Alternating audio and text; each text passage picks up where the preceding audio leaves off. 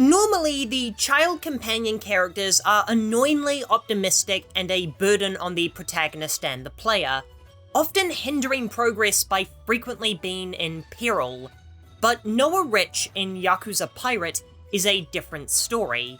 Instead of being the MacGuffin that holds the protagonist back, he serves as the guiding star that creates the familiar Majima we all know and love, despite his amnesia. See, there's no possible way to justify this aquatic adventure with Majima without erasing his memories and responsibilities. The Majima we know wouldn't just up and abandon all of the listless Yakuza who need leadership and guidance back in Japan.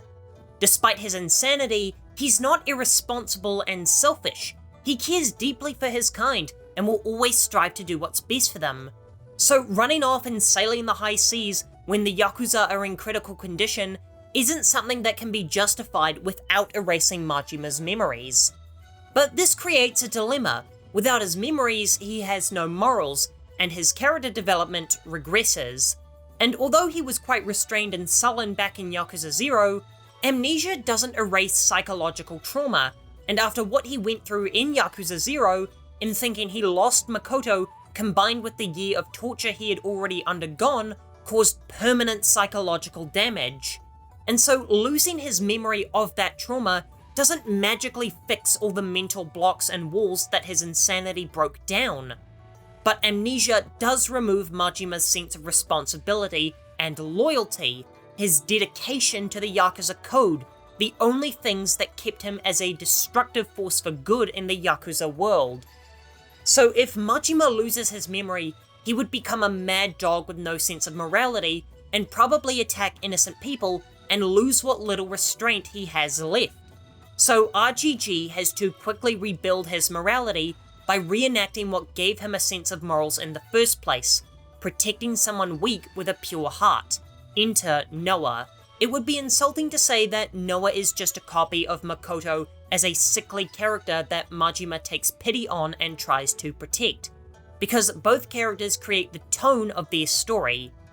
Where Makoto's status as an unwitting pawn in a Yakuza power struggle creates a darker tone as Majima dives deeper into hell to save her, Noah's status as an unfortunate figure is the catalyst for saving Majima from his own mind at the start of Pirate Yakuza. There's a reason Noah is the first person we meet when we awaken. Ever since the retirement of Kiryu, Yakuza has leaned more and more into the silly aspect, as Ichiban's more positive attitude leads to more frequent and natural wackiness. They still have deeply harrowing moments and story beats, but the overall tone of the newer titles is much brighter than when Kiryu had the leading role. And Noah's inherent optimism, despite his debilitation, is what drives Pirate Yakuza's boundless joy and zaniness, because Majima feels determined to give Noah the greatest adventure he can, so he has to make it as exciting and loony as possible to give Noah an experience he'll never forget. Majima knows that he shouldn't bring Noah with him when he disembarks, but he takes that risk because his primary goal beyond finding Esperanza is showing Noah the wonders of the wider world. Noah's role in the story is to be the source of Majima's ethicalness as a pirate, because otherwise he would assimilate into this world all too easily. See, Majima stands out amongst the Yakuza as a free-spirited madman who's more than willing to tell his boss to shove it if he objects to or doesn't feel like fulfilling their orders. As a pirate, he fits right in. There's no code of honor, no restrictions. To be a pirate is to reject the rigid structural norms and live in the boundless freedom of the sea. This is why most pirate media, such as One Piece and Pirates of the Caribbean, have freedom as their core element, because that's what piracy represents. In that way, Majima has found his people by switching from city streets to the high seas, as betrayal and disloyalty are common and even expected amongst pirate crews. But Majima doesn't fit into the world of piracy. Instead, he becomes a Luffy-like figure who's a pirate in name only, and enters the world with an infectious positivity, a trait that comes from Noah. Noah is the heart of the Goro Pirates, and what gives the crew, and by extension the game, the pure-hearted chaos this series is known for. Because Yakuza isn't GTA, It never has and never will let you commit random crimes against innocent people. And a pirate Majima without his memories or morals wouldn't hesitate to pillage and raid the rich tourists of Honolulu. Since Majima is no longer surrounded by people with a strict moral code, there's no checks in place, so Noah is an essential element that separates him from the likes of Jack the Collector.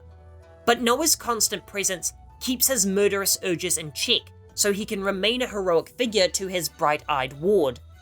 Also, by erasing his memory, Majima has lost all sense of purpose and direction in his life, but he retains his fractured psyche and disconnect from reality. So someone needs to steer him in the right direction, and the first person he meets in this dazzled state is going to greatly influence the direction his maniacal tendencies follow.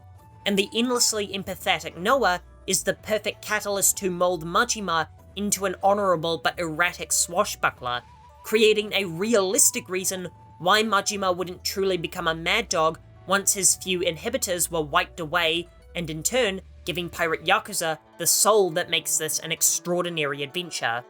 For another Like a Dragon video, here's an eerily prophetic one about how Like a Dragon 7 is the perfect One Piece game, and I'll be back in 2 days.